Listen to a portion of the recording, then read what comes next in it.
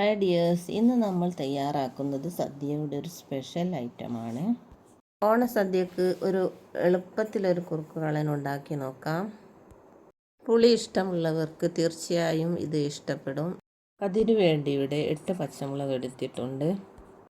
പച്ചമുളക് കഴുകി ഞെട്ടുമാറ്റി നെടുകെ പിളർക്കുക. അറ്റം പിളർന്നു പോകരുത്. പകുതി അല്ലെങ്കിൽ മുക്കാൽ ഭാഗം വരെ പിളർന്നാൽ മതിയാകും. വളരെ എളുപ്പത്തിലാണ് നമ്മൾ ഇത് ഉണ്ടാക്കിയെടുക്കുന്നത്. നേരെ കറി ഉണ്ടാക്കാൻ നോക്കാം. ഒരു ചട്ടി എടുത്തിട്ട് നമുക്ക് അതിലേക്ക് നമ്മുടെ അരിഞ്ഞ വെച്ച പച്ചമുളകും 8-10 ചെറിയുള്ളിയും കുറച്ചും 1/2 സ്പൂൺ മഞ്ഞൾപ്പൊടിയും കുറച്ച് വെള്ളവും ഉപ്പും ചേർത്ത് നമുക്കിത് നേരെ അടുപ്പത്തേക്ക് വെക്കാം. കുറച്ച് വെള്ളമാണ് നമ്മൾ ചേർത്തിട്ടുള്ളത്, എങ്കിലും ഇത് നല്ല രീതിയിൽ തന്നെ കുറുകി എടുക്കണം. തീ മീഡിയം സൈസിലായിക്കൊണ്ട് ഇത് വേവിച്ചെടുക്കാം. ഇതിൻ്റെ മെയിൻ ഐറ്റം തൈരാണ്. 1/2 കപ്പാണ് നമ്മൾ എടുത്തിട്ടുള്ളത്. ഇതിലേക്ക് തേങ്ങ ചിരവിയതും ഒരു നേന്ത്രപ്പഴവും നമ്മളിവിടെ എടുക്കുന്നുണ്ട്. തൈരിൻ്റെ പുളി അധികം ഇഷ്ടമില്ലാത്തവർക്ക് വേണ്ടി നമുക്കതിലേക്ക് ഒരു നേന്ത്രപ്പഴം പഴുത്തത് ഇട്ടുകൊണ്ട് പുളി അഡ്ജസ്റ്റ് ചെയ്യാം. അല്ലെങ്കിൽ കുറച്ച് കാരക്ക ചേർത്താൽ മതിയാകും. ചിരവി വെച്ച് തേങ്ങ ഒന്ന് അരച്ചെടുക്കാം. അതിലേക്ക് നമ്മൾ ചെറിയുള്ളിയും ചെറിയ ജീരകവും കുറച്ച് ചേർക്കുന്നുണ്ട്. കുറച്ച് വെള്ളം ഒഴിച്ച് നമുക്കിതൊന്ന് നൈസായിട്ട് അരച്ചെടുക്കാം. നല്ല പോലെ തന്നെ നമുക്ക് അരിഞ്ഞ് കിട്ടിയിട്ടുണ്ട്. ഇതിലേക്ക് 1/2 കപ്പ് തൈരും കൂടി നമ്മൾ ചേർക്കുന്നുണ്ട്. വെള്ളം വറ്റി തുടങ്ങിയിട്ടുണ്ട്. വറ്റാറായാൽ നമുക്ക് ഇതിലേക്ക് തൈര് ചേർക്കാം. തുടർച്ചയായി ഇളക്കിക്കൊണ്ടിരിക്കണം. തൈര് പിരിഞ്ഞു പോകും. തീ കൂടുതൽ കത്തിക്കരുത്, ഒരു മീഡിയം സൈസിലായിരിക്കണം. നമുക്കിങ്ങനെ ഇളക്കി കൊടുക്കാം.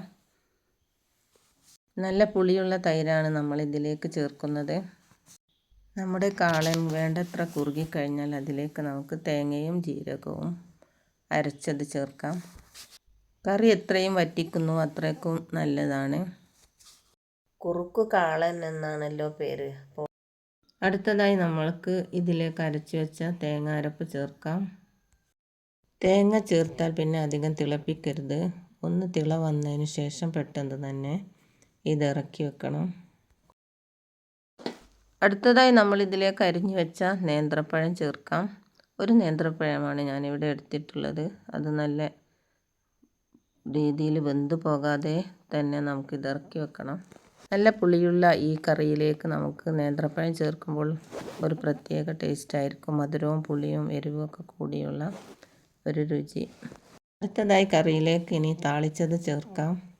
ഒരു ചട്ടി അടുപ്പത്ത് വെച്ചിട്ടുണ്ട്. അതിലേക്ക് 1/2 സ്പൂൺ ഉലുവയിട്ട് കുറച്ച് കറിവേപ്പിലയും 3 പച്ചമുളകുമാണ് നമ്മളിവിടെ ചേർക്കുന്നത്. ഇനി നമുക്ക് ഈ താളിപ്പ് കറിയിലേക്ക് ഒഴിക്കാം. ഉപ്പ് ചേർത്തതിന് ശേഷം കറി പെട്ടെന്ന് തന്നെ ഇളക്കി നോക്കരുത്. കുറുക്കു കാളൻ ഇവിടെ റെഡിയായി കഴിഞ്ഞു. എരിവും പുളിയും മധുരവും ഒക്കെ ചേർന്ന നല്ലൊരു നാടൻ ഒഴിച്ച് കറിയാണിത്. ഇത് ഒരു പാത്രത്തിലേക്ക് മാറ്റി നമുക്ക് ചോറ് കഴിക്കാൻ ആരംഭിക്കാം. ഈ കറിയെക്കുറിച്ച് നിങ്ങളുടെ വിലയേറിയ കമൻറ്റുകൾ രേഖപ്പെടുത്തണേ. കൂടാതെ ലൈക്ക് ചെയ്യാനും ഷെയർ ചെയ്യാനും മറക്കാതിരിക്കണേ.